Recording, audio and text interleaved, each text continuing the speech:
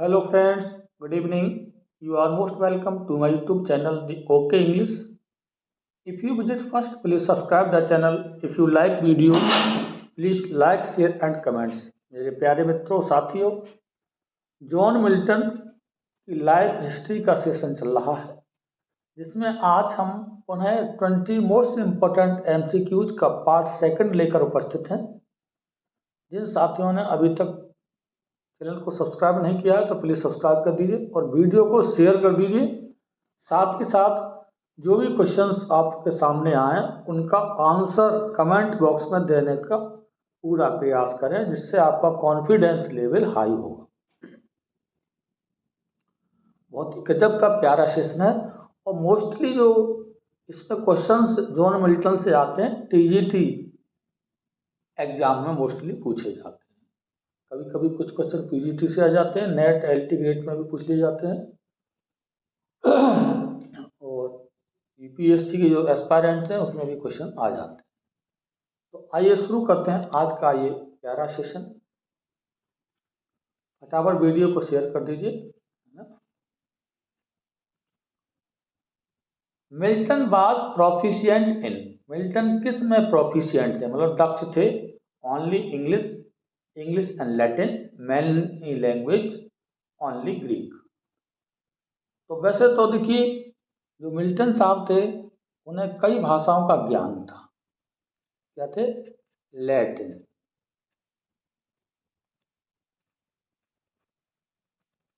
Greek, Hebrew,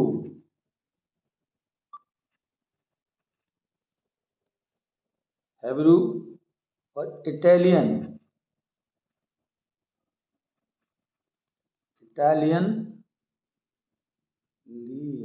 ये बनाएंगे, French, ये सब जो लैंग्वेज थी इन सब की जानकारी मिल्टन साहब को थी। अब इस तरह का कोई भी हमारे पास विकल्प नहीं है ऑप्शन, मतलब जानते थे लेकिन यहाँ बात आ रही है किसकी आ रही है? बात यहाँ पर आ रही है दक्ष होना, प्रोफिशिएंट। तो प्रोफिशिएंट देखिए लैटिन इसमें आ गया, ठीक है। और भाषा का नाम है आ रहा है केवल तो कह नहीं सकते, इंग्लिश में उनके वर्क्स हैं। तो सीधी सी बात है ऑप्शन 20 में करेक्ट होगा। इंग्लिश एंड लैटिन में वो प्रोफिशिएंट थे, दक्ष थे, उन्होंने विशेष लेखन कार्य इसमें किया था। ऑप्शन 20 का राइट आंसर होगा।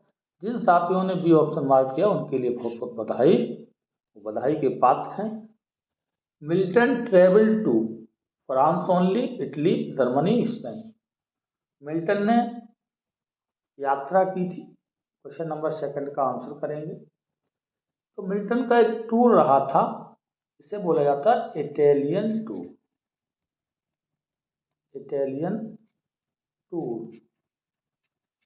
ये किस समय हुआ था? 1638 और 39 के टाइम हुआ था। मिल्टन का इटालियन टूर हुआ था जिसका प्रभाव उनकी पोइट्री पे बहुत पड़ा था, ठीक है। तो ऑप्शन इसमें इटली होगा, बी करेक्ट होगा। जिन साथियों ने बी ऑप्शन को मार्क किया है उनके लिए बहुत बहुत बधाई, उनका आंसर बिल्कुल ठीक है। नेक्स्ट क्वेश्चन लेते हैं। Milton met which famous scientist, जब वो घूम रहे थे घूमने के समय तो मिल्टन को, क्योंकि इटली का टूर उनका रहा था, कौन सा एक साइंटिस्ट था जिससे उनकी भेंट हुई थी? न्यूटन से, गैलीलियो से, डार्विन से, कोपरनिकस। जब वो इटालियन टूर पर थे तो उस समय उनके लिए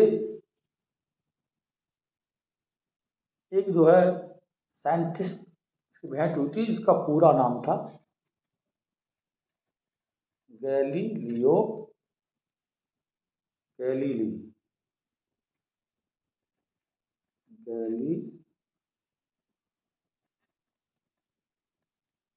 गैलीलियो गैलीली। इनकी कहाँ भेंट हुई थी? इटली में। गैलीलियो गैलीली की भेंट कहाँ हुई थी? मिल्टन साहब की इटली में इनसे मिले थे या मुलाकात हुई। तो इसमें ऑप्शन बी करेक्ट हुआ, गैलीलियो शॉर्ट में दे दिया है। तो जिन साथियों ने बी ऑप्शन मार्क किया है उनका आंसर करेक्ट है, उनके लिए सो मैनी कांग्रेचुलेशन। क्वेश्चन कई बार पूछ लिया जाता है कि कहाँ हुई थी, तो इटली गैलीलियो, उनका पूरा मित्र का नाम क्या था, जिससे मतलब व्यक्ति साइंटिस्ट था जिससे भेंट हुई थी, तो गैलीलियो गैलीली, ये पूरा नाम पूछ लिया जाता है। क्वेश्चन नंबर 4 है मिल्टन सर्व्ड अंडर। मिल्टन ने, देखिए, queen Elizabeth, Oliver Cromwell, James first, Victoria. तो मिल्टन ने जो है पार्लियामेंट में वर्क किया था जब 1649 में चार्ल्स फर्स्ट का एग्जीक्यूशन हुआ था 30 जनवरी को। इसके बाद जो है शासन में जो है एक नेता थे ओलिवर क्रॉमवेल। कौन थे? Oliver Cromwell. तो उन्हीं के अंडर मिल्टन ने वर्क किया था, किसका? सेक्रेटरी का वर्क किया था, क्योंकि ये भाषाविद थे तो भाषाओं का ज्ञान था, और इधर उधर की भाषाओं, ग्रीक भाषा, लैटिन भाषा, इन सबको जो है अनुवादित करते थे। तो ऑप्शन बी इसका राइट आंसर होगा। किनके साथ, किनके अंडर में कार्य किया था? ओलिवर क्रॉमवेल के समय। जिन साथियों ने ऑप्शन बी को मार्क किया उनका उत्तर करेक्ट है, उनके लिए बधाई। Milton's blindness did not stop him from. जब 44 की एज में मिल्टन 1652 ईस्वी में पूरी तरह से टोटली ब्लाइंड हो गए थे, तो कहना did not stop him from, कौन सा काम करने से उन्हें नहीं रोका उनके अंधेपन ने? Teaching, writing poetry, travelling, speaking. तो वो क्या करते थे? राइटिंग पोइट्री, मतलब अंधे व्यक्ति अंधे होने के बाद भी उन्हें राइटिंग पोइट्री करने से उनका अंधापन नहीं रोक पाया। जिन साथियों ने ऑप्शन बी मार्क किया है उनका उत्तर बिल्कुल सही है, उनके लिए so many congratulations. Question number 6 है Milton dictated his work to. जब मिल्टन अंधे हो गए थे तो वो लिख तो नहीं पाते थे, केवल ऑरली बोलते थे, डिक्टेटेड करते थे, मतलब इमला बोलते थे। फ्रेंड्स के लिए, डॉटर्स के लिए, सर्वेंट्स के लिए, ऑल ऑफ दीज। किसके लिए बोलते थे वो? फटाफट आंसर करेंगे आप।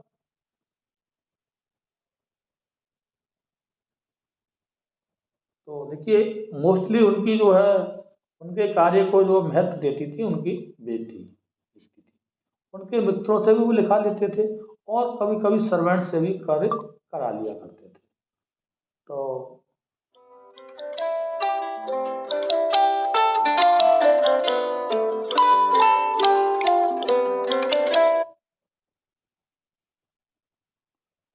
इसका मतलब ऑप्शन इसमें डी करेक्ट होगा, all of the. Option D is right answer of this question. Milton's famous prose work Utopia, Areopagitica, Leviathan, essays. Milton का विशेष जो वर्क था वो क्या था?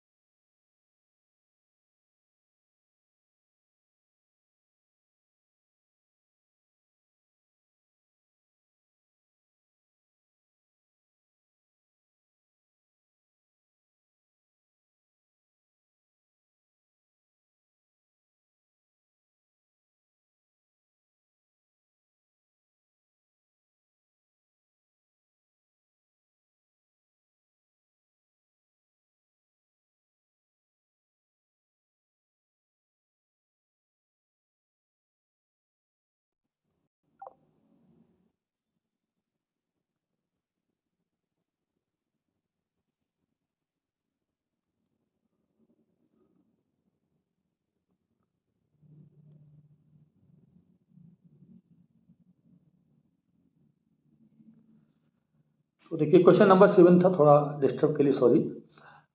तो मिल्टन्स फेमस वर्क माना जाता है, इन्होंने एक वर्क लिखा था मिल्टन साहब ने,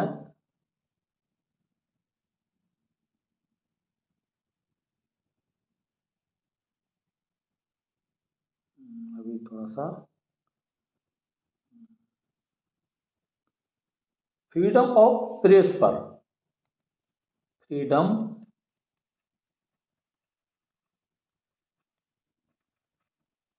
ऑफ प्रेस। उनकी उनका मानना था कि प्रेस की फ्रीडम होनी चाहिए।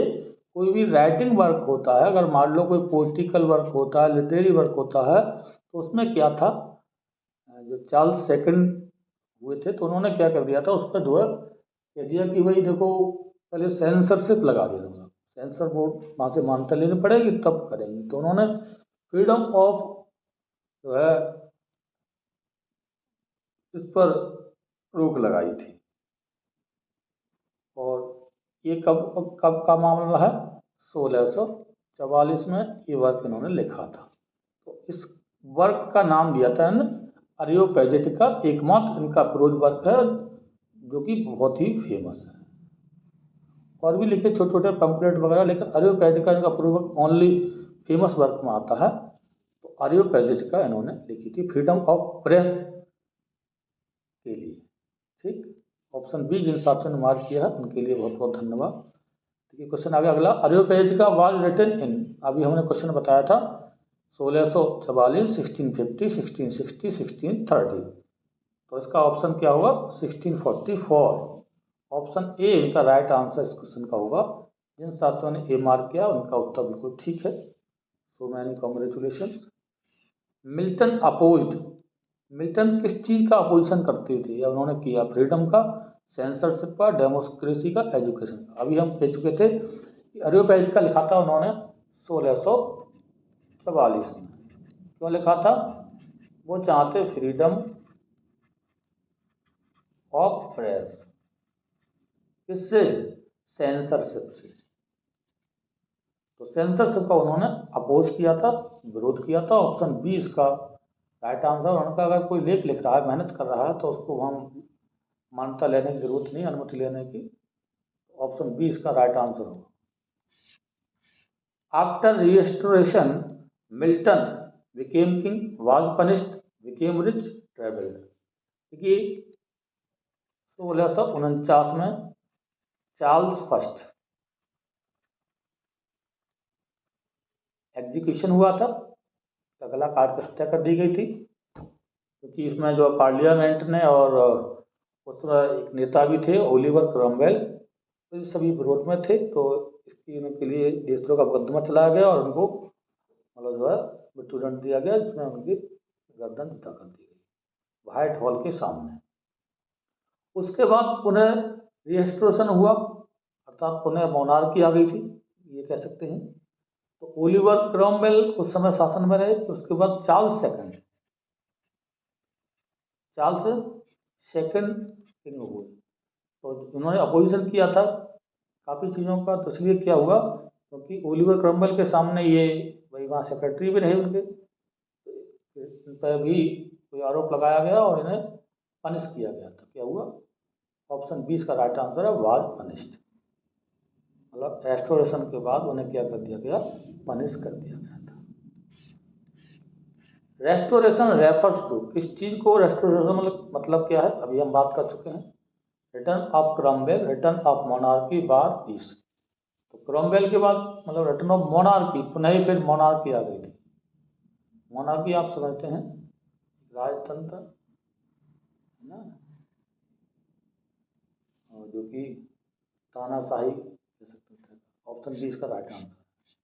Milton's major work was written, Milton साहब के जो महत्वपूर्ण कार्य कब लिखे गए, before blindness, after blindness, during childhood, during travel.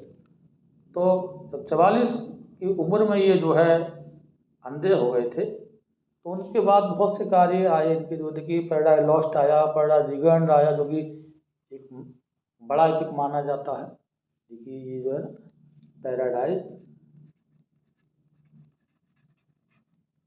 Lost paradise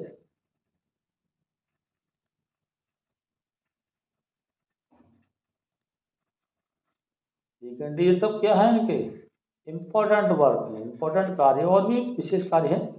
तो जब अंधे हुए इसके बाद इनका मेजर वर्क आएंगे, तो ऑप्शन 20 में करेक्ट होगा, आफ्टर ब्लाइंडनेस, अंधेपन के बाद। जिन साथियों ने भी आंसर मार्क किया उनके लिए so many congratulation. Milton is known as, Milton जाने जाते हैं किस चीज़ के लिए फेमस है? Romantic poet, metaphysical poet, epic poet, modern poet. तो इनको जो है एपिक राइटर के नाम से, एपिक पोइट, एपिक पोइट्री, तो इनके नाम से इन्हें प्रसिद्धि मिली, क्योंकि दोनों ही एपिक महाकाव्य रहे हैं, ये पैराडाइज रीगेंड और पैराडाइज लॉस्ट। तो ऑप्शन सी जिन साथियों ने मार्क किया है उनका आंसर बिल्कुल करेक्ट है, epic poet. Milton's education began at, उनकी जो शिक्षा थी शुरू हुई थी home, school, church, about. Milton साहब का, क्योंकि ये मीडियम परिवार से थे, नहीं पिताजी स्काउट थे, भाई स्टम्प वगैरह ड्यूटी करते थे, तो उनका जो है मध्यम वर्ग का परिवार माना जाता है। तो पढ़ाई लिखाई में मोस्टली उनकी घर पर ही होती थी, और इनके एक ट्यूटर थे थॉमस यंग, थॉमस यंग थे ये ट्यूटर। इनको घर पर ही इनकी प्राथमिक पढ़ाई की गई। ऑप्शन इसमें ए करेक्ट होगा, होम। जिन साथियों ने ऑप्शन ए मार्क किया उनका आंसर करेक्ट है, उनके लिए सो मैनी कॉन्ग्रेचुलेशन। आप कमेंट बॉक्स में उत्तर अवश्य दें। हिज ट्यूटर वाज, अभी हम बात कर चुके हैं, इसमें ज़्यादा नहीं बोलने की जरूरत है। थॉमस यंग थे उनके ट्यूटर, होम ट्यूटर कह सकते हैं। ऑप्शन ए इसका राइट आंसर, जिन साथियों ने ए मार्क किया उनका उत्तर करेक्ट है। मिल्टन रोट इन, मिल्टन ने लिखा था English only, Latin only, both English and Latin, Greek only. अभी हम बात कर चुके थे कि जो मिल्टन के जो वर्क थे, वैसे तो बहुत जानकारी थी उनके कई भाषाओं की, लेकिन उनके जो मोस्टली वर्क जो रहे थे उनके इंग्लिश में भी रहे वर्क, और दूसरी भाषा थी लैटिन। तो इंग्लिश और लैटिन का मतलब ऑप्शन सी करेक्ट होगा, बोथ इंग्लिश एंड लैटिन। जिन साथियों ने ऑप्शन बी मार्क किया उनका आंसर करेक्ट है, उनके लिए so many congratulation. Milton's later life was, Milton का बाद का जीवन किस तरह से व्यतीत हुआ? फटाफट आप आंसर करेंगे। Happy, peaceful, full of struggles, luxurious. भाई देखिए, मैरी पॉवल का डाइवर्स का उन्होंने पैम्पलेट लिखे हैं, फिर उनकी दूसरी पत्नी हुई, वो भी बच्चे को जन्म 2 साल शादी होने के बाद मर गई। अगली पत्नी इधर वो 44 की एज में क्या हो गए, अंधे हो गए। तो जीवन कैसा होगा, स्ट्रगल्स से भरा हुआ था उनका जीवन। जो अंतिम समय था बड़ा ही नाजुक उनका व्यतीत हुआ, स्ट्रगल्स पूर्ण था। ऑप्शन इसमें सी होगा, फुल ऑफ स्ट्रगल। जिन साथियों ने ऑप्शन सी मार्क किया उनका उत्तर करेक्ट है, उनके लिए सो मैनी कॉन्ग्रेचुलेशन। 18 नंबर है, Milton lost eyesight due to, Milton साहब की आईसाइट क्यों चली गई थी? Accident, disease, overwork, age. क्योंकि देर रात तक मिल्टन साहब वही किताबों के कीड़े थे, विद्वान माना जाता है, टैलेंटेड थे और डिसिप्लिन्ड पर्सन हुआ करते थे। क्या थे? डिसिप्लिन थे, अपने आप में बहुत डिसिप्लिन थे, और लेट नाइट तक ये पढ़ते थे, लेट नाइट तक क्या करते थे? स्टडी किया करते थे, डाइट, पढ़ाई किया करते थे। इस तरह से ज़्यादा मतलब क्या हो गया, ओवर वर्क हो गया उनका, ओवर वर्क। यदि आप कोई भी कार्य करेंगे तो उससे आँखों पर असर पड़ेगा, शारीरिक असर पड़ेगा, बीमारियाँ आगे आएंगी, तो शरीर को आराम कम देते थे। तो ऑप्शन इसमें सी करेक्ट होगा, ओवरवर्क के कारण जो है उनकी आईसाइट चली गई। जिन साथियों ने सी मार्क किया उनका उत्तर करेक्ट है, उनके लिए सो मैनी कॉन्ग्रेचुलेशंस। आपका क्वेश्चन 19 है, Milton's aim in life was wealth, fame, serve God through poetry, politics. Milton साहब का जीवन में क्या उद्देश्य था उनका? तो उनका था उद्देश्य कि देखिए, जीवन में हम लोग आए हैं तो हमें कम से कम ईश्वर को तो पहचान लेना चाहिए, उसके लिए सेवा करनी चाहिए, ईश्वर की सेवा का मतलब ये नहीं है कि हम मंदिर मस्जिद गुरुद्वारा जाकर ही पूजा पाठ करें, इससे मतलब उन्होंने नहीं लगाया, बल्कि ऐसे कार्य करें जिससे लोगों की भलाई हो, मतलब अच्छाई के लिए, गुडनेस के लिए। भाई अगर हम मानव की, ह्यूमन की, इंसान की, पशु की, एनिमल की, जीवों की, वर्ड्स की, इन सब की अच्छाई के लिए कार्य करेंगे, वही ईश्वर का कार्य होगा। लेखन कार्य भी करें, इन्होंने पैराडाइज लॉस्ट लिखा, और एक इनकी है भाई ऑन ए ब्लाइंडनेस, इनकी पोइट्री में वर्क है, तो वो भी ईश्वर के लिए लिखा। तो इसमें है सर्व गॉड थ्रू पोइट्री, मतलब उनका उद्देश्य था कि वैसे तो मैं कुछ अंदा कर नहीं पाऊंगा, और तो मैं कुछ नहीं तो मतलब पोइट्री के थ्रू लिख करके भगवान की सेवा करूंगा, और उससे लोग पढ़ेंगे, समझेंगे, यही ईश्वर की सच्ची सेवा मानी। यदि हमारे लेख के द्वारा, हमारी बात के द्वारा, हमारे किसी भी साहसिक कार्य के द्वारा जनमानस को लाभ होता है, तो समझ लीजिए वही ईश्वर की सेवा मानी जाती है। तो ऑप्शन सी जिन साथियों ने मार्क किया है उनका आंसर बिल्कुल करेक्ट है। आप कमेंट में लिखेंगे, ये लास्ट क्वेश्चन है हमारा, कि आपके 20 में से कितने क्वेश्चन ठीक हैं। बहुत ही गजब के वीडियो आने वाले माय डियर, और अब बहुत जल्दी हम एक्टिव एंड